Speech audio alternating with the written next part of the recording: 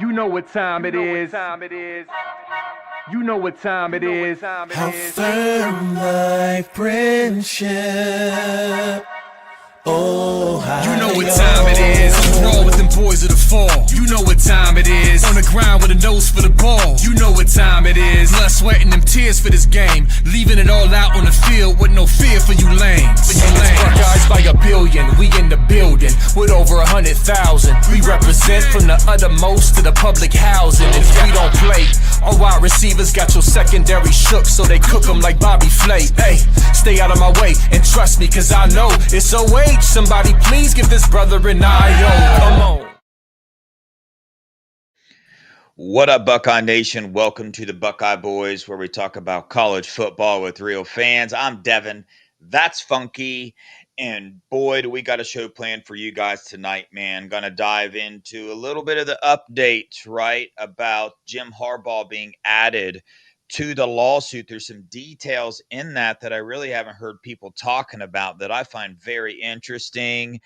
And about halfway in, around 7:30, we got a recruit coming on, a 2027 defensive end out of Ohio. But first, Funky, how you doing, man?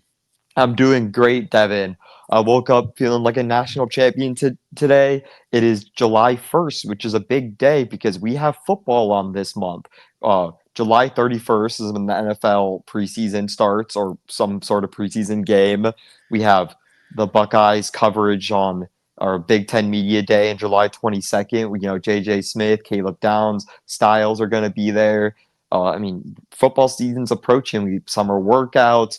We have recruiting heating up. It's a good time to be a college football fan, and even better to be here with you and the rest of the Buckeye Scoop family. We appreciate every single one of you.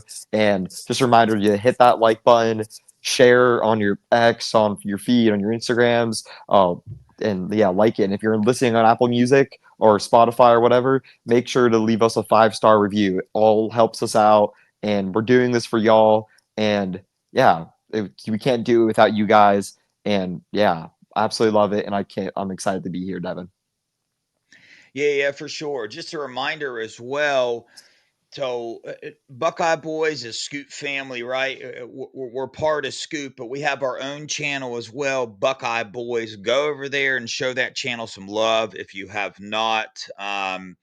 Pretty much right now, I stream on here and on the Buckeye Boys, but we'll see what the future holds there as far as other videos go. But yeah, man, there's a lot of things going on right now with recruiting, the Ohio State nil and all that. But we've talked about that till we're blue in the face, and I'm sure we'll talk about it again. But in all honesty, you can kind of tie this in here because what's going on right now in recruiting is you're seeing Scum get a lot of players, right? And I think a lot of that anger towards Ohio State recruiting and nil, to be honest with you, comes from a little bit of that as well, seeing our rival do so well in recruiting according to the rankings, especially on the defensive line, the area that we're struggling on, when in fact we know that they have all these scandals and NCAA violations coming their way. And so you got the one that everybody knows about, sign stealing allegations. And we got a timeline there of when we think things are going to happen. But in the meantime, you have this other court case, Matt Weiss. Matt Weiss worked for Scum and was accused of stealing information, tapping into college students' private information, using that information to log on to different clouds and drives of these people and taking their private information. Well, Funky, I know you've read about this recently. It popped up, because everybody's wondering, man, how does this Weiss stuff, does it tie in to the sign stealing? Does it tie in to anything that's been going on? Well, there's one common denominator here, if we're honest, on how this all ties in together, and it is Jim Harbaugh, the head coach, right? Because the recruiting violations, Cheeseburger Gate, right? Let's go back to that. We'd recently heard one of the staff members that worked for Jim say Jim Harbaugh was literally creating an atmosphere of, hey, man, I don't care about these rules. Okay. All I want to do is win football games. Well, here we are on this next aspect here. Several articles are written about it, USA Today, all over. It's on national television now. He has been added to the Matt Weiss lawsuit, the allegations. Not only him, but the athletic director, Manuel, and also the president, Santa Ono. So we wonder why the president left, right? We all knew, dang, things were coming down the pipeline. Well, I don't know that we saw this coming down the pipeline. In one of those articles that was reported, right, I read that a staff member, this is in the lawsuit, the paperwork for the lawsuit. A staff member, right, saw Weiss accessing a computer at the football facility and accessing information he shouldn't. That staff member went and reported this allegation to the higher ups, and the very next day, Matt Weiss is coaching in the Fiesta Bowl, I believe, against TCU, the playoff game that they lost, I might add. So the allegation states that Jim Harbaugh, Santa Ono, and Manuel allegedly knew about this. And this is where it all gets tied back into the common denominator is, hey, we don't care. We care about our athletic prestige over everything else. Everything else. We don't want to follow the NCAA rules. And I don't care that our coach was just caught doing this. We need him for this next game. So let's forget about it. Let's ignore it. Let's move on. Funky, let me know if I missed anything in explaining that. And give me your take on this just crapshoot we got going on at the team up north. Let's just go back on the timeline here, Devin. So Ohio State beats Michigan for the 15th time in 17 years in 2019. Where that was a great Michigan team, obviously one of the all-time great Ohio State teams in 2019. And they come out of that year, and Jim Harbaugh pretty much says he's willing to do anything to beat Ohio State. I forget the words he exactly uses, but he's pretty much saying he'll do anything to beat Ohio State. So they start illegally recruiting during COVID. They cover that up, the whole cheeseburger gate. Harbaugh lies about it. He tells his staff to go to the line and cross the line. So they do it. They get kids on campus. They illegally recruit. They lie to the NCAA. They hinder the investigation, all while they hired this little low-level staffer to start doing, it was the start of a multi-year in-person proven cheating scheme happening at Michigan during that same year.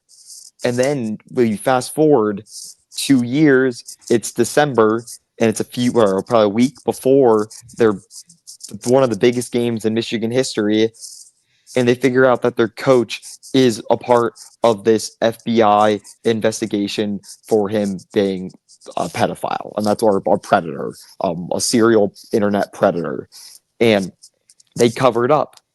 And what's the common denominator in all those things? You already said it, but it's they're willing to do anything to win the games. Anything. They will cheat in recruiting, lie about it, then cheat during the games, on field, on other games, send Connor Stallions. I guarantee you he wasn't just at the Central Michigan game. I guarantee you he was on games before that.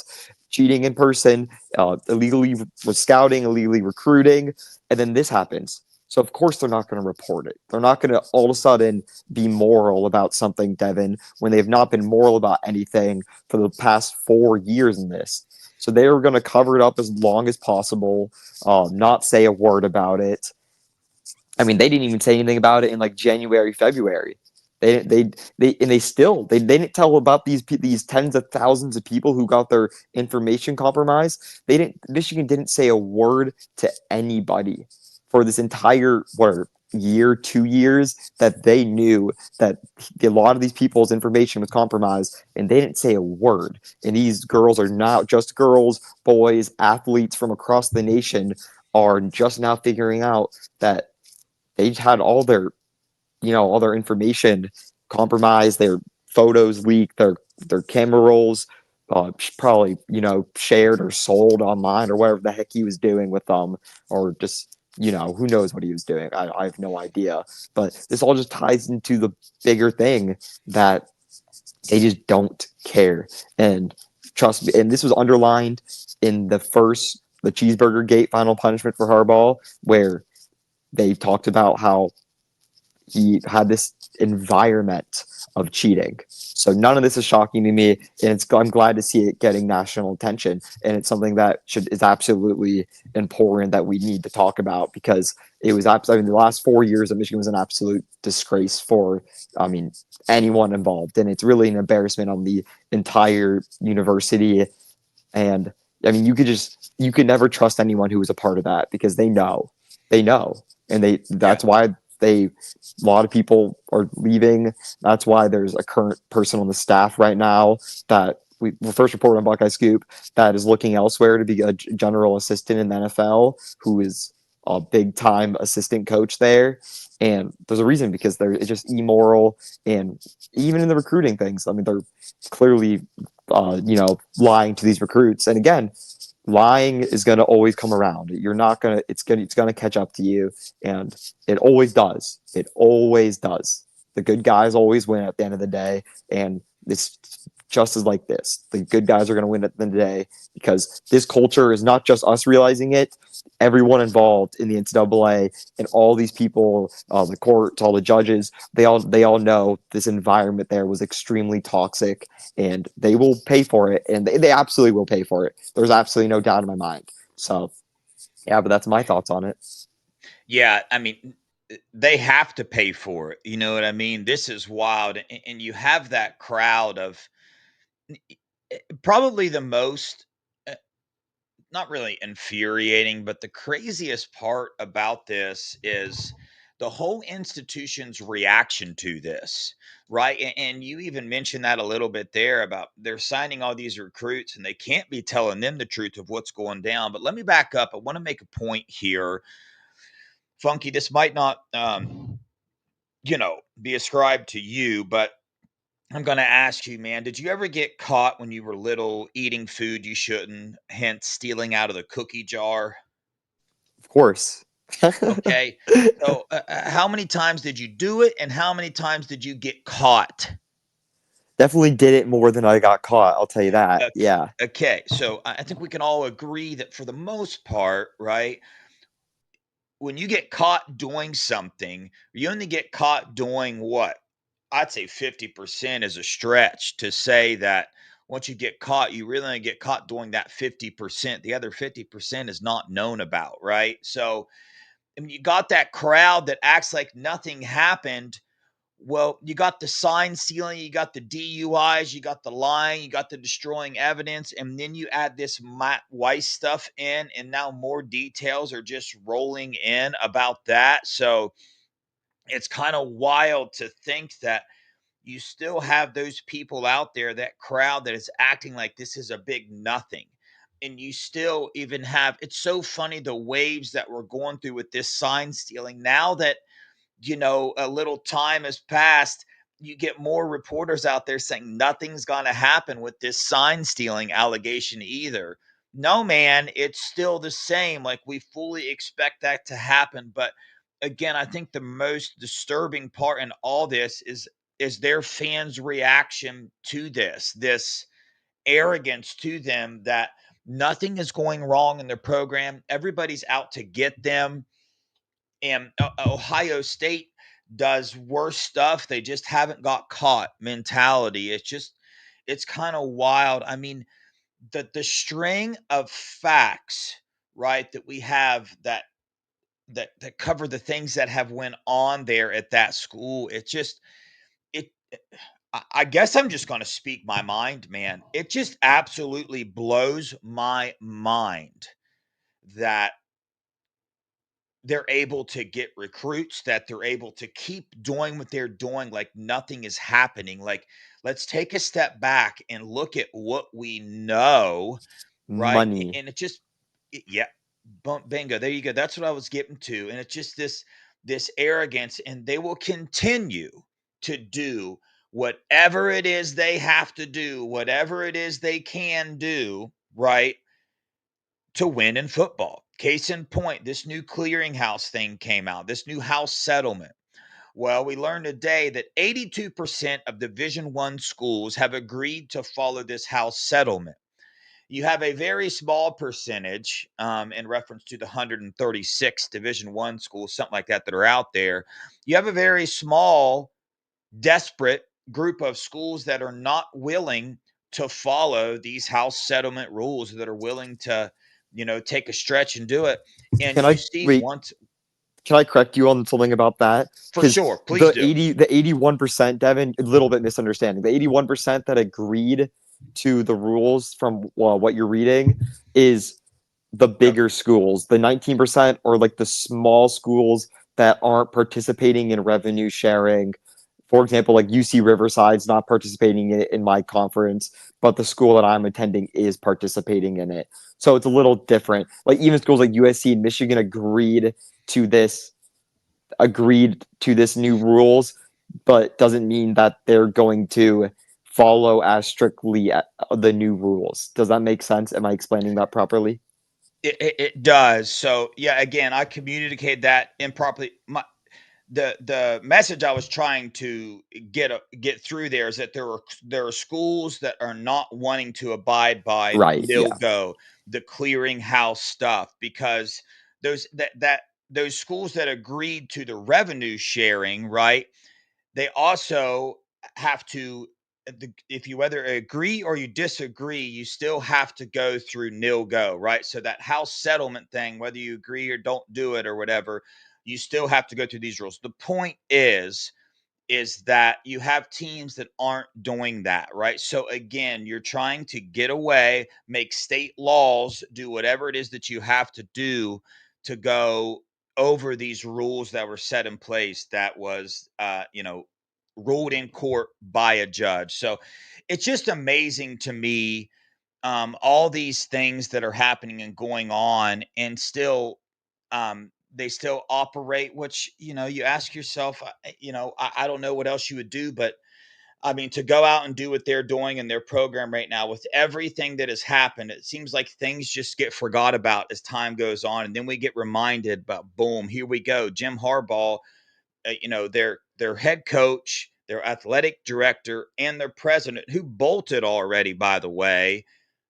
was included in this, and they allegedly did these things, right? It's just, the list is getting so large here that it's like, dang, man, how can anybody still not see the truth in what this program has been, in the way that they are operating? You have to be getting blinded by something, and I would say that is money. Funky, anything to add to that? I mean, it is clearly money.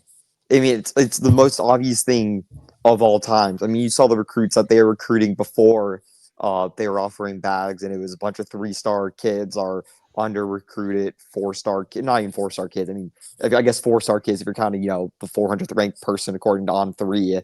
I mean, those are all under recruited, really, I mean, not talented kids that were committing to that school. And again, obviously, when they get a bunch of money thrown at them, it changes everything. Obviously, to be honest with you, as it should.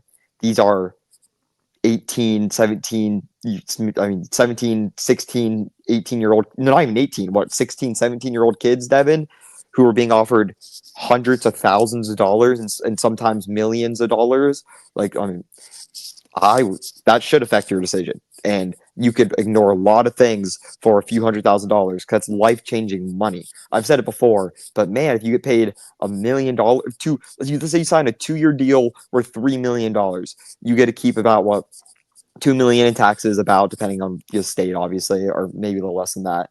And so you have $2 million in your pocket for 2 years of work that you can live off that. You can literally live off that. You could put that in a high investment account and you can make that 2 million, whatever money you can live off for the rest of your life, even if you never play another down of football in your life. And that changes people, though. That changes people. And that's something Ohio State is not willing to do.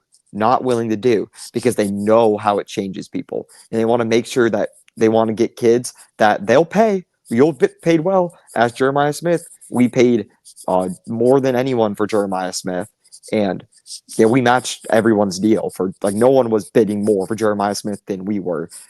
He's getting paid very nicely, but we know he's a kid that is signing a $5 million deal. Obviously, not all from Ohio State, but from our collectives and from our outside partnerships, and he still is an Iron Buckeye. He's still making extremely impressive improvements in the weight room. He said he benched 225 20 times. To put that in perspective, the record in the NFL Combine for grown men that do this at the NFL Combine, they're kids that are 3-4 years older than him. The record for wide receivers is 23, and he's done it 20 going into his. I'm older than him. I'm older than Jeremiah Smith, and like that's insanely impressive. And it's not just that. I mean, he's like his strength is only a small part of his game. It's everything else that pushes him over the top. But it's kids like that Ohio State are wanting to pay, and we're not willing to pay these high school kids who are unproven to come out here and possibly ruin the locker room. Because we talked about it before, Devin. We both talked to recruits, and I mean, you especially have told me and told others that kids are coming here for the locker room. When you walk into the locker room, you're not hearing about the money. You're not hearing about all that stuff. You're hearing about culture. You're hearing about hard work. You're hearing about winning football games. That's what's most important. And I mean, Nevada's talked about it. Nevada's owned multiple professional sports teams before. And when he knows firsthand, if you pay someone in a professional sports team, man, it's going to get dirty. Man, they're going to start looking at the guy next to them and being like, oh, how much he's getting paid? $5 million? Well, how am I getting $2 million? I start over him. Then they're getting upset. And then when you pay someone $5 million, and all of a sudden they stop working hard. It's a whole thing that you really, really have to worry about. And it's something you cannot predict with 17, 16-year-old kids in high school. You can't do it. It's impossible. So clearly there's going to be more NIL restrictions going on in the future. Where it's going to limit a lot of the spending before July 1st. That's why you saw a bunch of stuff happening right before July 1st. And it's something that Ohio State didn't want to play with because money's not an issue here. That's the thing. Money is not an issue. Anyone calling us broke is wrong. They don't know what they're talking about. We have pretty much unlimited money, and that's a fact. But we're not willing to dish it out to high school kids because then if you pay whatever, you pay Carter Meadows $2 million. How much do you pay Keanu Jackson? How much do you pay Bo Atkinson to come back next year? They're going to start for us. While Carter Meadows might be on the bench. Not the crap on Carter Meadows. I think he's a great recruit, great talent, and I'm not hating on him for taking the money. He absolutely should take really as much money as he can. If I'm being honest with you, that's kind of not a dumb decision on his part for a 17-year-old. So, but I'm just playing. I don't think Ohio State is approaching this as badly as people think, in my personal opinion.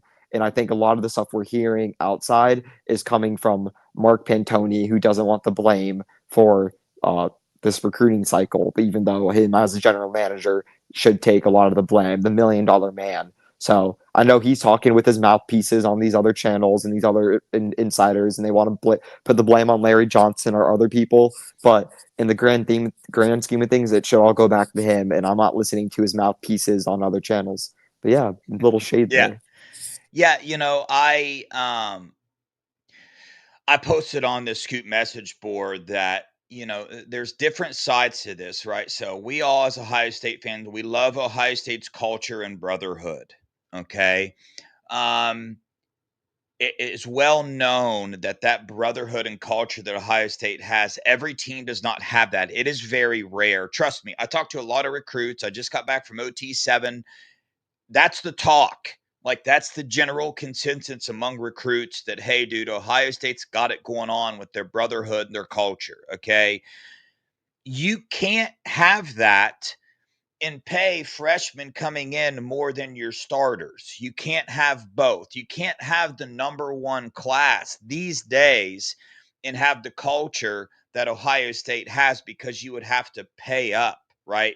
That large sum of money. So Ohio State cares about raising these men the right way, succeeding in life first, right? So even in their aspects that they pay players, they are trying to teach these players a valuable lesson that you can't just go out and get what you think you're worth. You got to go out and earn what you know you're worth. That is a like life lesson, a very valuable life lesson. So I know people will eat that apart, but speaking of recruits, we got one waiting below, a 2027 defensive end recently got offered by Ohio State, an Ohio defensive end, Ray Perez.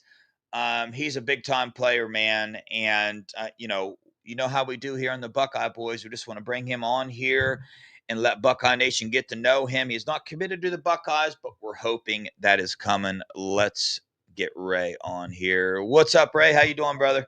Hey, Dev, I'm good. How are you? I'm doing good, man. Just to introduce you, got my co-host Funky here with us. So he'll be joining us for this interview, man.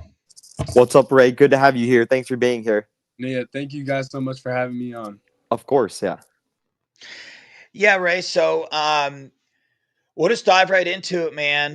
We've been talking back and forth. So first off, we appreciate you coming on here, man. You got that. If you know anything about Buckeye Nation, we have a lunatic fringe, right? The really crazy ones that we pay attention to 2027, 2028 recruits, hoping they play for the Buckeyes one day, man. And you were recently at an Ohio State camp, and you got an offer from the Buckeyes to play for them, if I am not mistaken there. So before we officially start, man, I want to touch on that, man. What was that emotion? What was that feeling when you got that offer? It was surreal, I would say. It left me speechless, hearing from Coach Johnson and him telling me that I have offered from Ohio State. They're reigning national champions, and they have such a big history and culture and tradition at that school. To receive an offer from them and from the football program, it definitely was great, hearing from, him to me and my family. And, we're definitely excited. And, it was definitely exhilarating. Gotcha. If you don't mind me asking, man, I see a big wall of ribbons behind you. Are you at your house? Yes, sir. I am at my house. Yeah. Dude, you got to tell us, man, are those yours? What are all those, bro? So all these medals right here are, so around my room, I kind of love to keep a lot of sentimental things. So I can't really show it, but over there on the wall over there, I have a lot of the stuff that, I think I've achieved that is very important to me over these past couple of years, like with all the colleges and stuff like that, and all the colleges I visit. I keep the badges and I hang them up on my wall. But these over here, I feel like have the most importance to me, because these aren't only from these past couple of years, but these are from my entire life. So they kind of go in chronological order. So from the top left, it goes from like when I started playing soccer and football and basketball and baseball and all those sports, to now, like just this year, our basketball team went to the state championship. Unfortunately, we lost, but right here, I have the state runner-up medal from this past basketball season. So, it definitely kind of brings me down through memory lane, and kind of, reminds me of how far I've gone from, and how much progress I've made throughout these years, especially starting from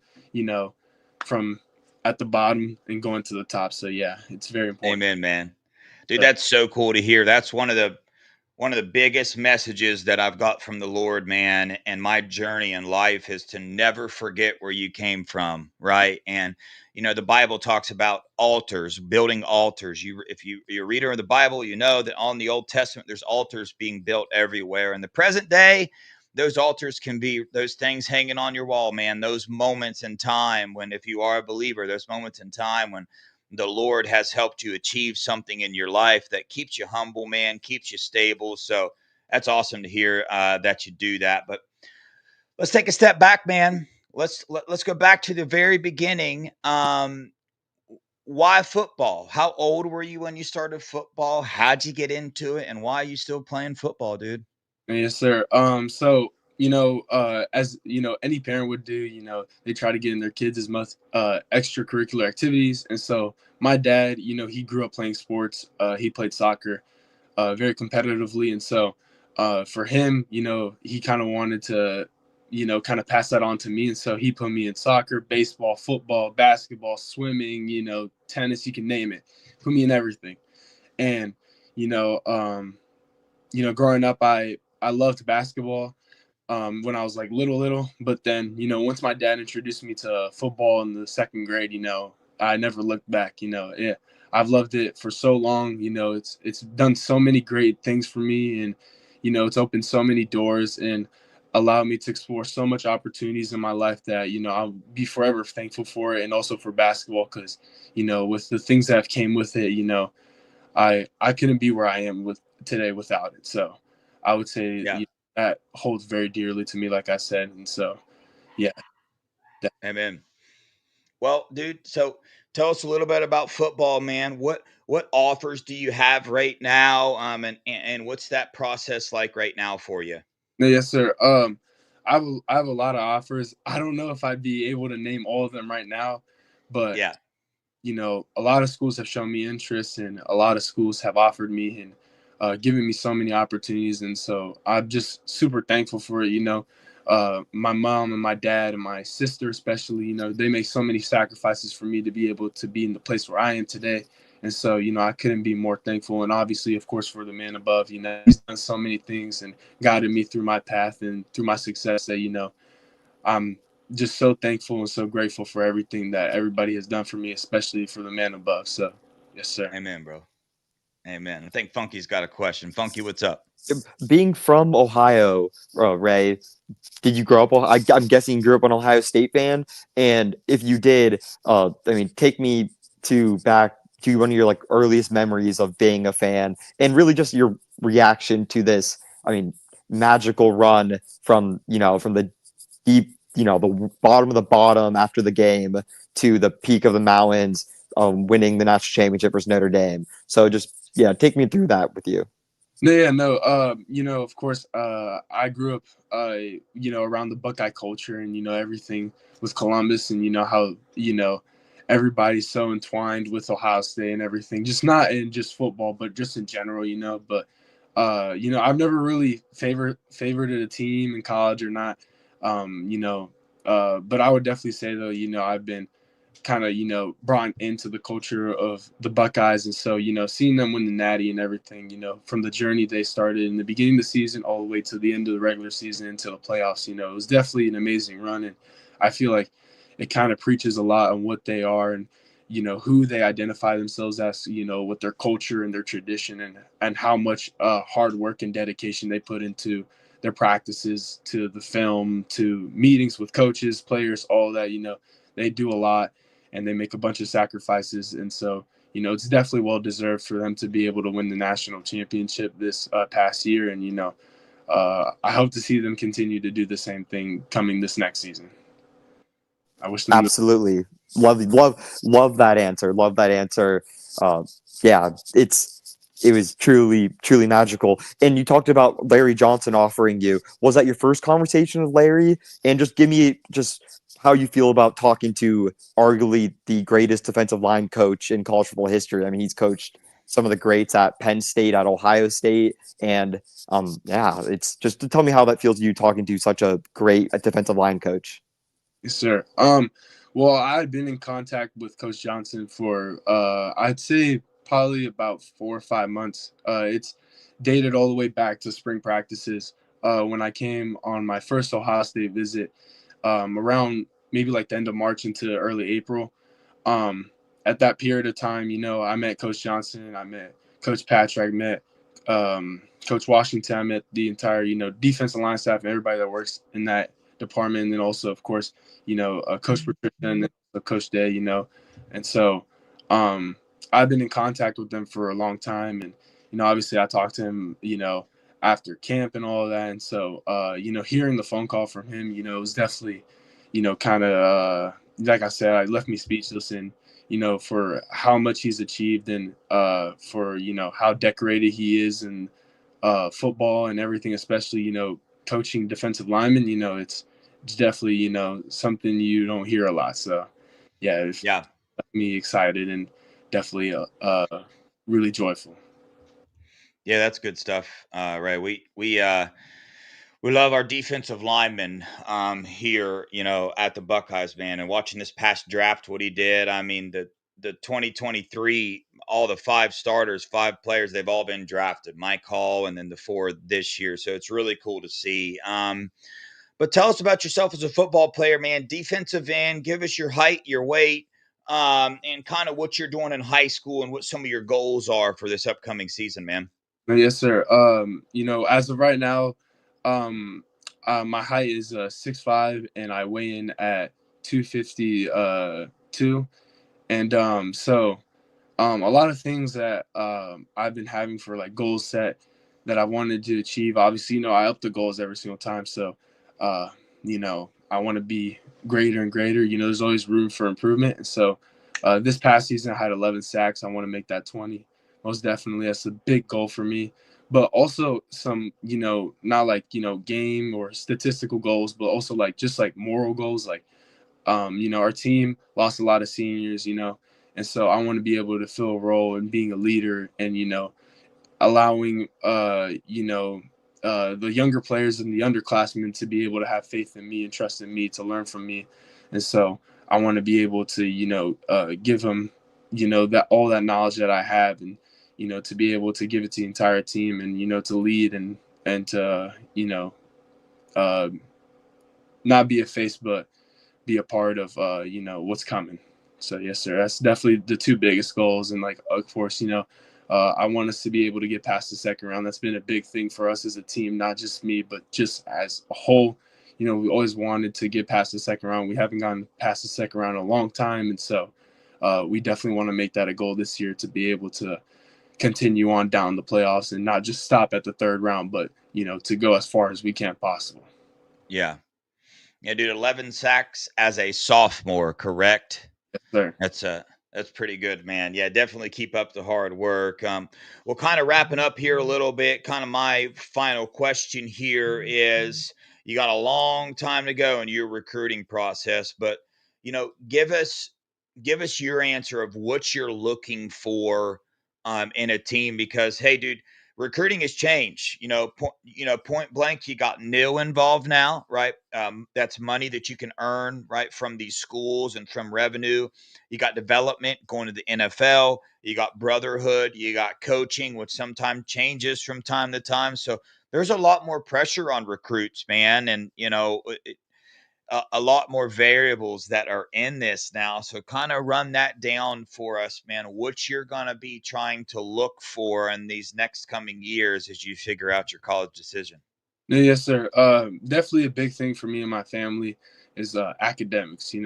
I want to be able to go to a school that they can offer me a degree that can last past football and, that I can be able to support my future family and that, I'm able to put enough food on the table, enough clothes on their back so that, my kids and my grandkids can live a greater life than I could. And so that's one big thing for me. Another big thing is also just like I said, I've been preaching a lot this entire time, but culture and tradition is a huge thing to me. I want to be able to go to a school that has a very strong culture and tradition and, they're built on brotherhood and they're built on a great foundation. And that foundation is built off of the blood, sweat, and tears that the players have put in in past generations before them. And so I want to be able to go to a school that has that intensity and that, hard work and work ethic so that I can proceed and I can become not only a better football player, but a better human being, a better man. And then also another big thing for me is coach and player relationships. I feel like that's things that have been really slept on lately in college football. I feel like, having that relationship with the coach, no matter if it's strength and conditioning, no matter if it has to do with, the academic services, it can be, can vary in many different things, but, that's very important to me because I want to be able to go to a school where I feel like I have a family and there's somebody behind me supporting me in everything that I do and that, everybody's there for the same purpose and that same purpose is to help everybody else and to, further as a unit, uplift everybody else. And so I feel like those 3 things are kind of the biggest things to me. And obviously, the football aspect of it, like the strength of the team and, all that stuff, I feel like that all together and, will make my final decision. Yeah, man. Sounds like you got a pretty good idea of what you're looking for. A good head on your shoulders, man. If one thing I know doing what I'm doing here is if Ohio State offers you, you got the whole package here. You got it on the football field, you got it off the football field, and you have that support group behind you, backing you. So, Funky, any final questions or words for Ray here? Yeah, Ray, for how much can you lift 225? How many reps can you do right now, you think? I've been working out a lot lately. Right now, I don't think I'd be able to do that much. I just hit chest this morning, but I think I PR'd at 12 reps. So I think that's the most I've done. So yeah, I'm So always JJ Smith doing 20 was pretty impressive, you think? yeah, definitely. Yeah. Yeah, we love JJ Smith around here. Obviously, you know who that is. He just put out today that he's got like the lowest body for fat percentage on the team, one of them anyway, and he weighs 225 pounds, and so he bench pressed himself 20 times in a row, and the record in the NFL is 23. So Yeah. yeah, he's doing pretty good so far, man. But yeah, dude, it's great to hear from you, man. We really appreciate you coming on here. We've interviewed so many recruits and stuff, so I'm glad that we got to do this interview. I'm glad we've started this relationship, man. We love to get you on, and who knows how long from now, but definitely get you back on the show, check back in with you, and kind of cover your recruiting process throughout the way. So hopefully that can happen, man. And keep up the hard work. Keep up with everything you're doing, bro. And by the way, I love your social media posts with your family and everything you're doing, man. That's cool to see, bro. So yeah, keep it up, man. Yeah, that's a big thing in my life, family and God and everybody who's supported me, and everybody who's done all these blessings and sacrifice for me. Those things I hold very dearly. And so I want to be able to express that to everybody else in the world, and that those are the most things important in my life. So, yes, sir. Amen. Keep those people close, man. Keep that circle small. Keep doing what you're doing, brother. But hey, man, we appreciate you joining us. I got to give you this. Go Buckeyes. OH. You have a good day, brother. Yes, sir. IO, thank you so much for you guys having me on the show, and I can't wait to be back. Sir, Absolutely. All right. Again, man, you see the type of recruits that Ohio State is offering. Amazing young man. I've been following him on social media, watch his film and whatnot. Dude, heck of a football player. This has nothing to do with Ohio State offer or Ohio defensive end, but I'm trying to get better at watching film. I have watched hours and hours of film, and when I watch Ray's film, I see a defensive end, a defensive lineman that's going to be shooting up the recruiting rankings. If you're one that cares, he's in the top. He's a top 200 ranked player already, and I believe that's going. He's going to have offers from everybody, Alabama, Georgia, all of them, if he keeps the trajectory that he's going. So, Funky, anything to add? And then I do he got a few was more things. sorry, he was a great kid. Oh my, what a stand-up kid. I mean, said all the right stuff, at least to the Buckeye faithful. I saw the chat loving him. For people asking, I think his biggest second offer right now he has is Florida. And I mean, he's gonna get more. You got to remember, this is extremely early in his recruiting process, really. So, I mean, he's a great kid, and I mean, he was a 4-star defensive end, 180 sorry, 181st in the composite right now. Ohio kid, Columbus, Ohio. The type of kids that you label as muskets, in my opinion, Devin. These are the musket kids that you get. To me, Yeah, it's not the 5-star from Florida, not the 5-star from out of state. It's the 4-star, great kids, great attitude kids from your next door, and we got to lock these kids down. And I hope he becomes part of the Buckeye family, and I think he'd be a great fit.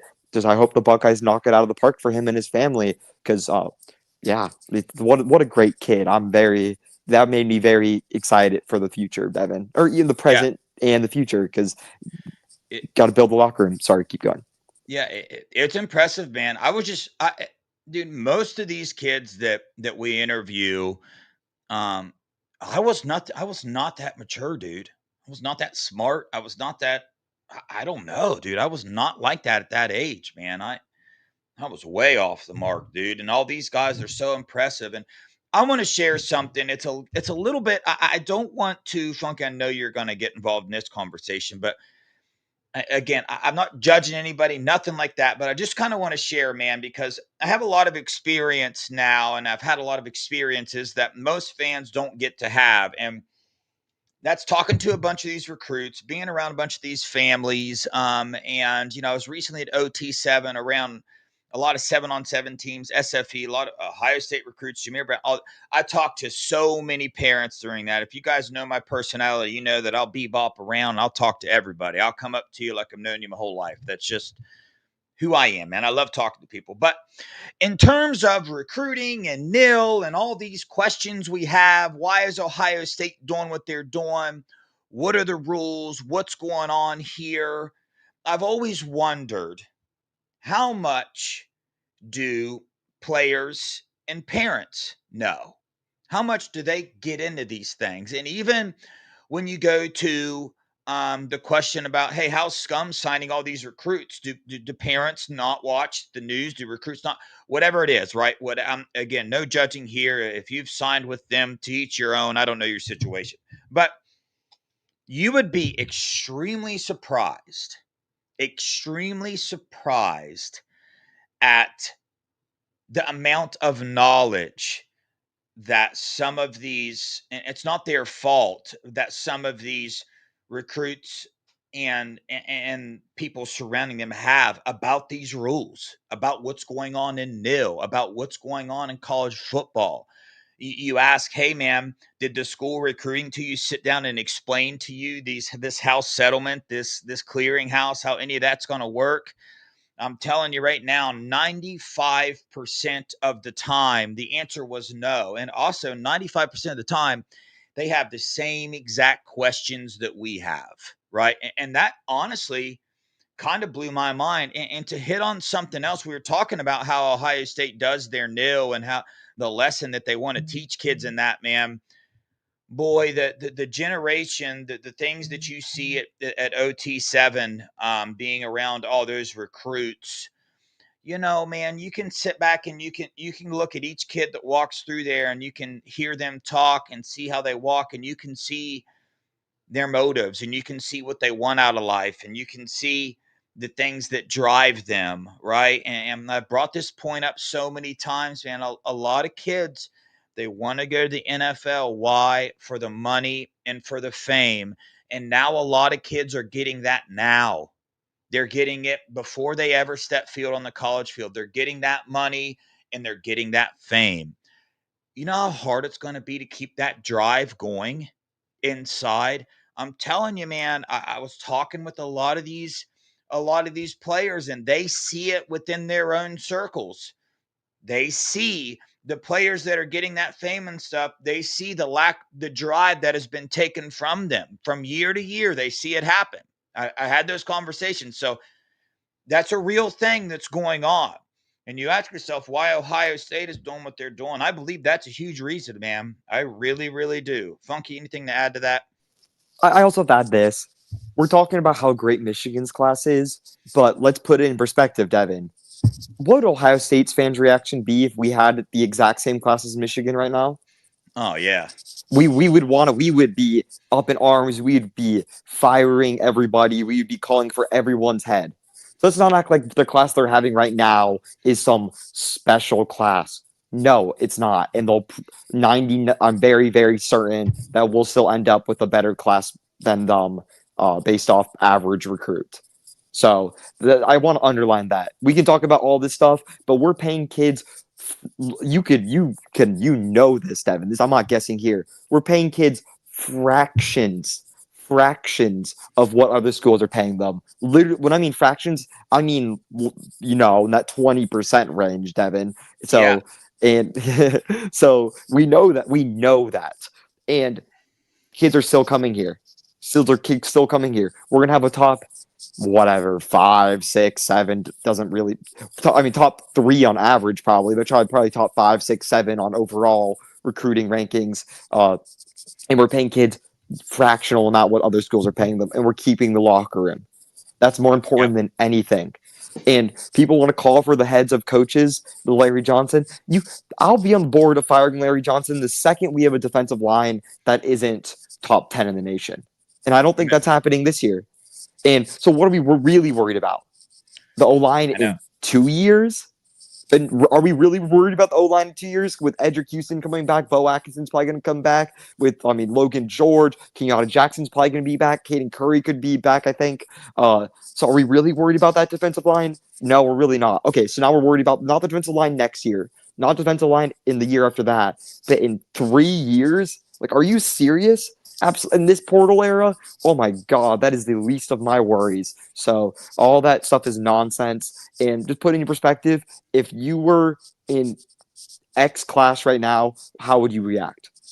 And most of y'all would, I would be too, but most of people watching the show and people on the board would freak out and hate themselves. So just look what we have and be happy for what we have, and just know that we're getting all these dudes on a bargain of a deal, and that's going to pay dividends in the future, and I promise you that. And whenever you think about it, and I know this may sound a little pretentious, but the people making these decisions know more about this than me or you or people watching this.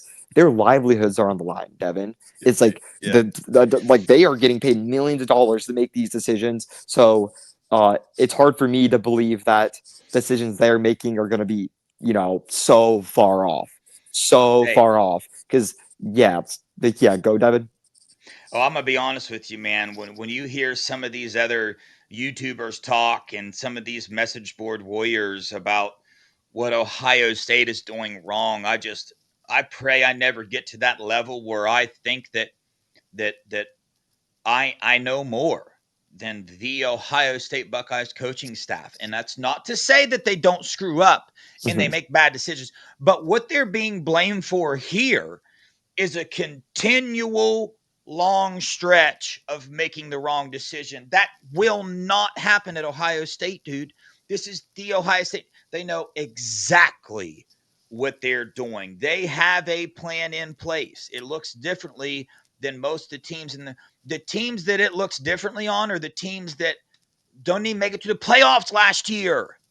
They didn't even make it. The teams that were, this whole comparing the scum class thing is only happening specifically because the defensive line and because the timing of losing Luke Waffle, Carter Meadows, our emotions are getting in the way. We're losing defensive linemen. They're signing defensive linemen.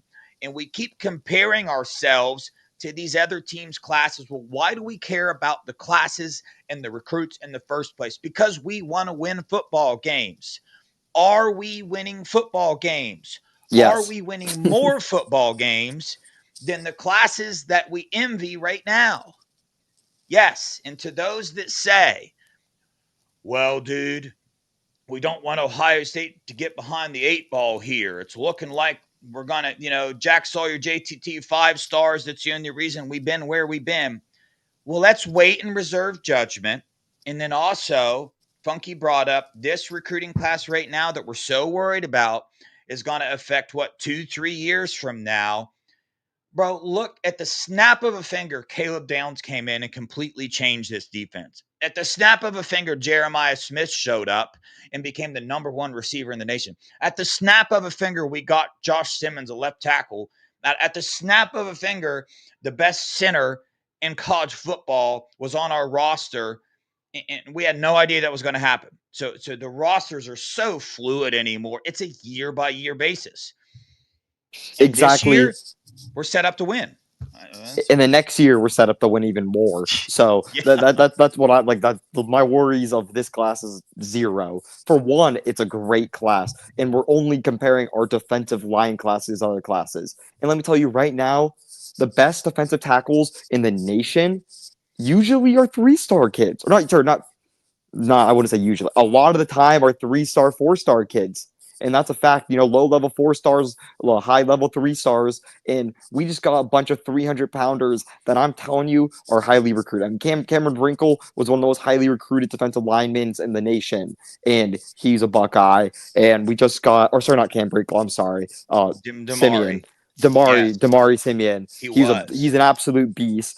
Cam Brinkle, another 300-pound IMG guy. I mean, one of the best true freshman defensive tackles last year came from IMG and looks just like him. So I really really like this class, and I'm really not worried. Will we lose out on Yeah. some high end defensive end talent? Sure.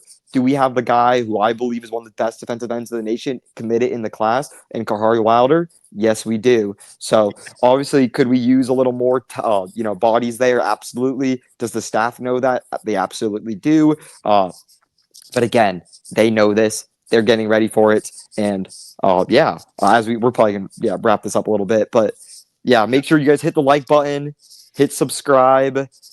Thanks for tuning in. Appreciate you. Me and Devin can't do this show without y'all's. We had a ton of viewers today, almost 500 total, and which is great for YouTube. And very excited. And make sure you guys tune into the Nevada Buck B Moses show starting in 1 minute now. I think it's 8:10, right? They started Oh, 8:10. they do So start at 8:10. My yeah. bad, So Devin. yeah, you're all right, man. Trust me, I would have done shut us down 5 minutes ago. But I gotta say, people want to know where I predict this class ending. Top five, paying a fraction. And let me reiterate something that Funky said. I will give you guys some information that I know to be. I mean, Funky doesn't say it's a fact. Ohio State is offering 4 to 5 times less than most teams, right? That's just happening. There are some people on that. We saw Georgia today brought all their nil in house, doing what Ohio State is doing. So it's happening, right? And dang, I was gonna say something. Oh yeah, for those fans that are on the Larry Johnson sucks, he needs fired, all that. I don't hate you, right? And remember that we still root for the same team. We still want the same, we all want the same thing. We want Ohio State to be the best. So don't let that cause some division between a fan base. There's already enough stuff going on, man. We all root for the Buckeyes. That's what we want, to each their own, have your own opinion. These super chats real fast. We got to get out of here. Don Schaefer, $10. Thank you so much. Great show, guys. Is Jim Harbaugh now the biggest hypocrite to ever coach? Never lie. Pathological liar. You can't cheat. Cheaters, scum scandals don't even surprise anyone anymore. Don, I mean, you hit the nail on the head there. It's just wild that people still envy him at all. Chris Lane, thank you so much for the $5. Sorry I was late. I love all you weirdos. Well, Chris, apology not accepted. Showing up late to this show, not acceptable ever. So I know I said I don't judge people, but unfortunately, man, I'm just joking, dude. You're good, bro. I promise. I appreciate the $5, dude. All right, Funky. Anything else? Ready to wrap this up? Great show. Loved the show. Ray was an amazing guy. And I want to talk about this one last time. Fantastic dude. Hope he's a Buckeye. I just want to underline that one more time because I want to thank him for being on if he's listening. So appreciate you for coming on, and I could definitely see that being a good relationship that we develop here at Buckeye Boys and Buckeye Scoop in the future. Absolutely, man. Go watch his film. Reinaldo Perez, go watch his film, follow his social media, help him out. An Ohio guy, right? Hopefully he signs at Ohio State. But we appreciate you guys shooting up. Hit that like button. Go check out the Buckeye Boys channel and subscribe if you had it. Stay tuned for Nevada and B Moses at 8:10. The number one Ohio State YouTube channel by far. Views, subscriptions, the whole 9 yards. They Get ain't it how going you live. anywhere. They ain't going Ain't anywhere. going The views nowhere, ain't going son. anywhere, son. It's on Get 18K bigger, yesterday. get in the weight room, train harder. You know what I Yeah. mean? But we appreciate you guys. We love you guys. Go Yeah, Brian Buckeyes. Hartline's the OH. GOAT. IO.